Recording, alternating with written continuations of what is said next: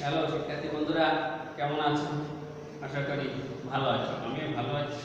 হ্যাঁ, আজ তোমাদের ষষ্ঠ শ্রেণীর গত ক্লাসে একটা বিষয় নিয়ে আলোচনা করেছিলাম, ইংলিশ গ্রামার কি প্রিপজিশন নিয়ে, প্রিপজিশন নিয়ে।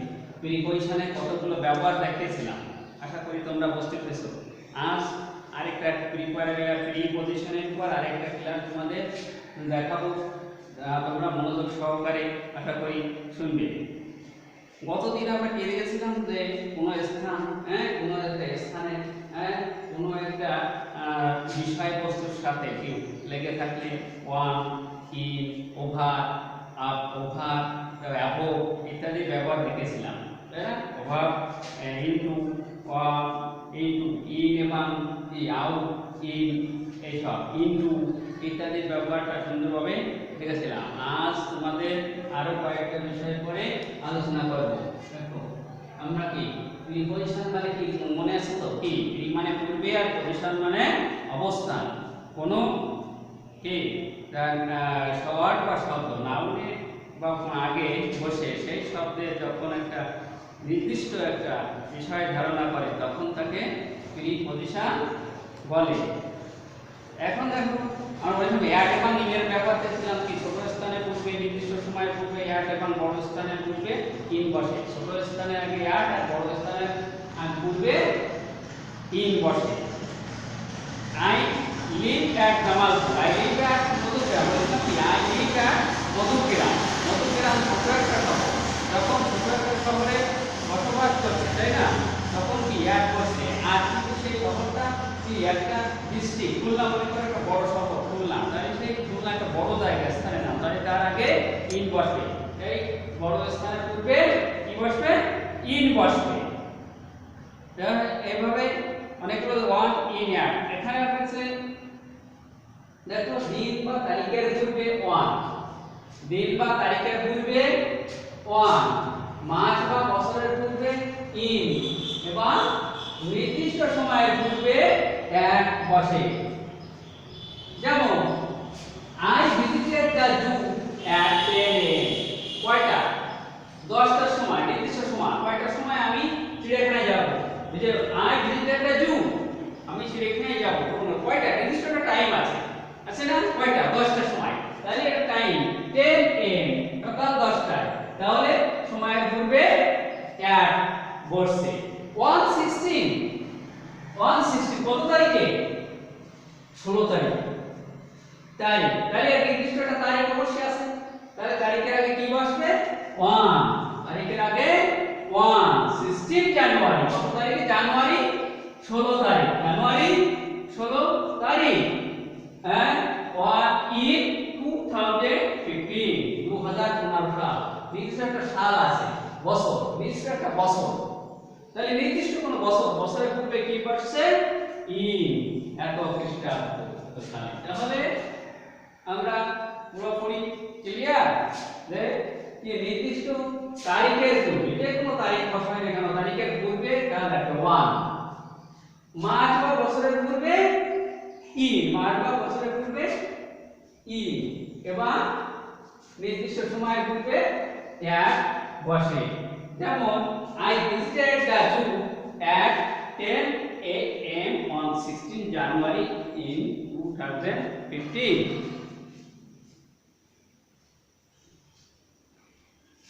তাহলে I visited the zoo, আরেকবার বলছি তোমরা খেয়াল করো, I visited the zoo at 10 AM, নির্দিষ্ট সময় 10টা, আমি সকাল 10টা কি ভ্রমণে যাব। কোথায়? চিড়িয়াখানা ভ্রমণে যাব। তাহলে I visited the zoo at 10 AM, 116 জানুয়ারি। কত তারিখ? 15 জানুয়ারি, 16 জানুয়ারি, 16 জানুয়ারি তারিখ কি এটা নির্দিষ্ট একটা মাস, তার আগে 1 বসছে এবং নির্দিষ্ট তার একটা বছর, বছর কি ইন 2015 এবং কত? 2015 খ্রিস্টাব্দ, জানুয়ারি মাসে 2015 খ্রিস্টাব্দ। তাহলে এই নির্দিষ্ট একটা বছর, বছরের পূর্বে ইন বসে। ওকে স্টুডেন্টস, এবার আসি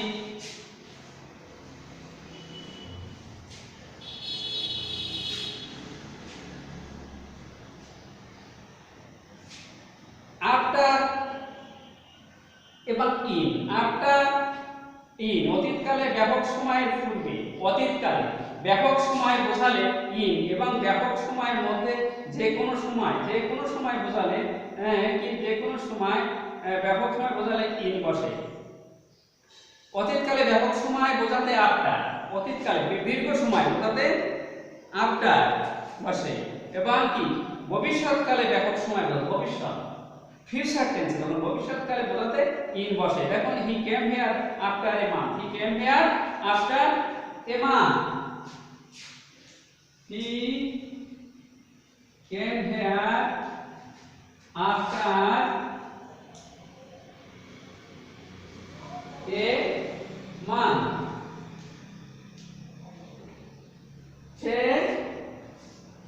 এক মাস আগে এখানে এসেছিল। He came here after a month, সে এক মাস আগে এখানে এসেছিল। তাহলে এখানে এই যে একটা মাস, দীর্ঘ একটা মাসের ভিতরে এখানে বোঝাচ্ছে কি অতীতকাল। কেম হিয়ার কি অতীতকালে, অতীতকাল কখন এসেছিল? এক মাস পূর্বে, এক মাস পূর্বে সে এখানে এসেছিল। তাহলে he came here after a month, after a month সে এক মাস পূর্বে এখানে এসেছিল। আবার দেখি he will come here in a month. আবার দেখি হি উইল কাম, আরেকটা সেন্টেন্স দেখো, হি উইল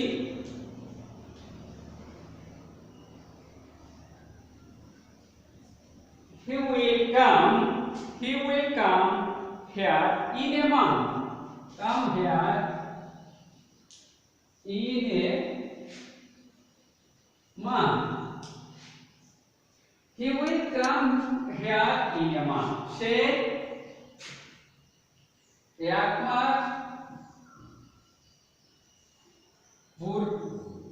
মাস পরে এখানে আসবে, সে এক মাস পরে এখানে আসবে। ফিউচার কখন আসবে? এক মাস পরে এখানে আসবে। আর এটা দেখছি অতীতকাল, যে এক মাস পূর্বে এখানে এসেছিল। আর এখানে he will come here, he will come here in a month, he will come here in a month, সে এক মাস পূর্বে এখানে আসবে, এক মাস পরে, ওই এক মাস পরে এখানে আসবে। এটা ফিউচার টেন্স। তাহলে ইন বসে এখানে, ইন বসে। আর কি এই একটা এই মাস এক মাস পরে এখানে অতীতকালের আগে আফটার বসে। ওকে স্টুডেন্টস, ইন, বাই এবং বিফোর। ইন অন সীমার মধ্যে ইন, টু এবং অন, কত? ইন, টু এবং অন। এবার দেখো আরেকটা দেখো, ইন, টু এবং অন। আরো एग्जांपल আছে, ইন, টু এবং অন প্রিপজিশন। এবার দেখ সীমার মধ্যে বোঝাতে আমরা বলেছিলাম একটা সীমা, ধরো একটা সীমা, এই একটা গণ্ডি, এর ভিতরে বোঝাতে ইন, সীমার ভিতরে বোঝাতে কি ইন, আর এর বাইরে বোঝাতে টু, আর এর বাইরে বোঝাতে টু, সীমার বাইরে বোঝাতে টু এবং সীমার উপরে বোঝাতে ওয়ান, আর সীমার উপরে বোঝাতে ওয়ান, উপরে বোঝাতে ওয়ান। তাহলে তিনটা দৃষ্টান্ত করুন। আমরা একটা সীমার মধ্যে বোঝাতে ইন, আর বাইরে বোঝাতে টু, বাইরে বোঝাতে টু, সীমার মধ্যে বোঝাতে ইন এবং বাইরে বোঝাতে টু, আর সীমার উপরে বোঝাতে কি? সীমার উপরে অবস্থা, এখানে অবস্থান বোঝাতে, সীমার উপরে বোঝাতে অবস্থান বোঝাতে, অবস্থান, অবস্থিতি। তাহলে তার উপরে ওয়ান বসবে।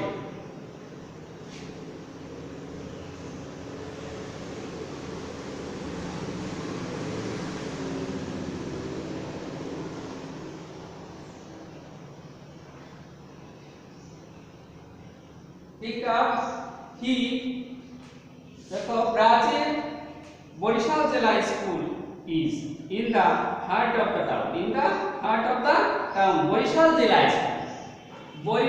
জেলা school is in the heart of the town, Barishal জেলা একটা হার্ট টাউনের একটা মধ্যে অবস্থিত, একটা টাউনের মধ্যে অবস্থিত। তাহলে মধ্যে বোঝাতে ইন বোঝাচ্ছে, বরিশাল একটা টাউনের মধ্যে বোঝাতে ইন।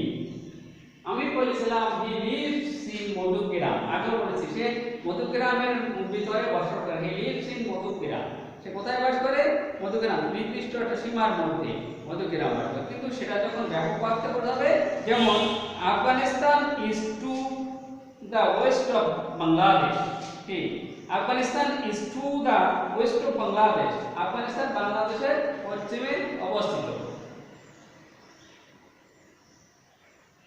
আফগানিস্তান এটা একটা কি সীমার বাইরে, আফগানিস্তানের এটা কি আছে সীমার বাইরে, এই যে সীমার বাইরে, এখানে টু সীমার বাইরে, বাংলাদেশের একটা সীমানা আছে, সীমানার বাইরে, আফগানিস্তান সীমানার বাইরে অবস্থিত, এখানে টু বসছে। এরপরে আসি on Rajshahi stand, Rajshahi stand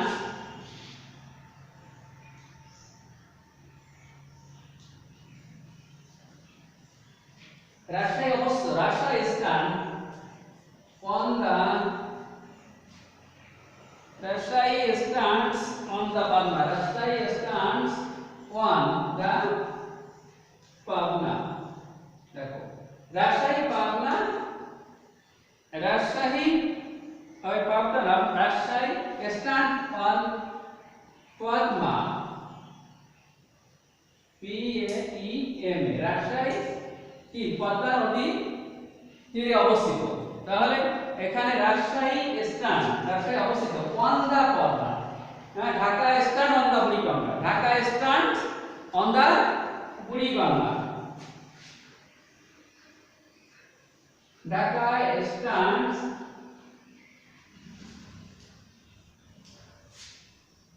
on the Dhaka stands on the Buriganga,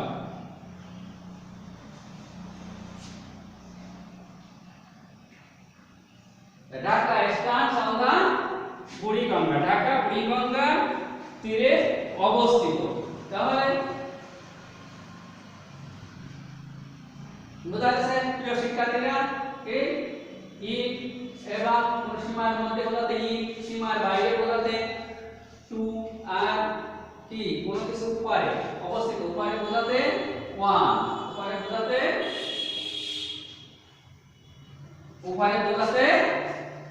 one বসে।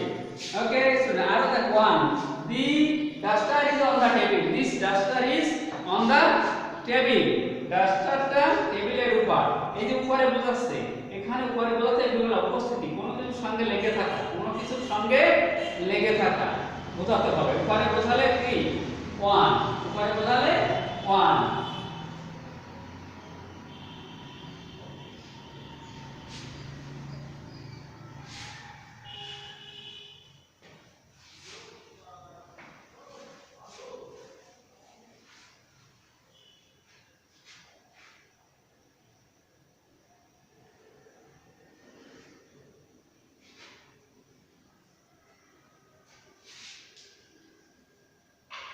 Since you side and see since, যখন সিন্স আপনারা দীর্ঘ সময় ধরে কোনো কিছু নির্দিষ্ট সময় কিছু পূর্বে, পয়েন্ট অফ টাইম পূর্বে তারপরে সিন্স অথবা পুরাণ, সিন্স অথবা পুরাণ, আর ব্যাপক সময়ের পূর্বে যে ফর বসে, ব্যাপক সময়ের পূর্বে ফর বসে, সিন্স এবং ফর, নির্দিষ্ট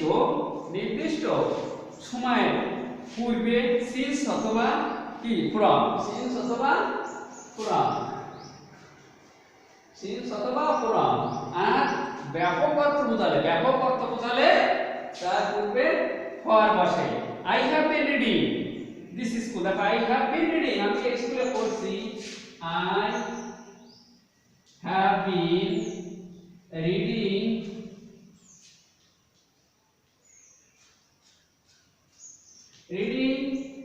in this school,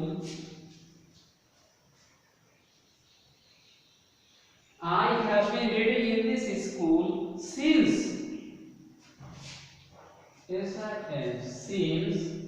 অথবা from 2016, আমি 16 বছর ধরে এই স্কুলে পড়ছি, 16 বছর ধরে, দীর্ঘ সময়, কত বছর ধরে, হ্যাঁ 2016 খ্রিস্টাব্দ থেকে আমি এই স্কুলে পড়াশোনা করতেছি। তাহলে কি I have been reading in this school since অথবা ফ্রম 2016, আমি 2016 সাল অবধি এই স্কুলে পড়াশোনা করছি, তাহলে নির্দিষ্ট একটা সময় ধরে বলছে কত 16 সাল থেকে, তাহলে তার পূর্বে সিন্স অথবা সময় সেই সালের পূর্বে সিন্স অথবা ফ্রম বসছে। আর মনে করো যদি নির্দিষ্ট সময়ের পূর্বে পাওয়ার পরে I have been reading in this school for 3 years, আর I have been reading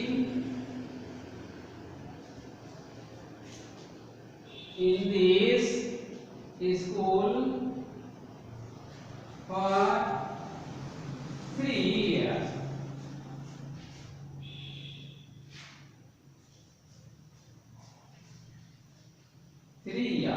I have been reading in this school for 3 years. আমি কি 3 বছর ধরে, কয় বছর ধরে? 3 বছর ধরে। এই যে ব্যাপক সময় 3 বছর ধরে এই স্কুলে পড়ি, তাহলে I have been reading in this school for 3 years, 3 বছর ধরে এই স্কুলে পড়ছি। আমি 3 দিন ধরে বসছি, তাহলে I have been suffering for 3 days.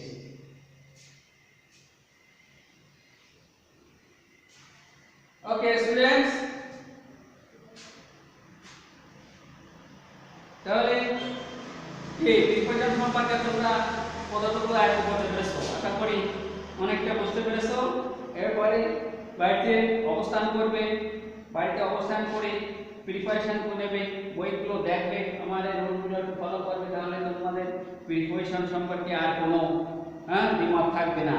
আশা করি তোমরা ভালো থাকো, সুস্থ থাকো।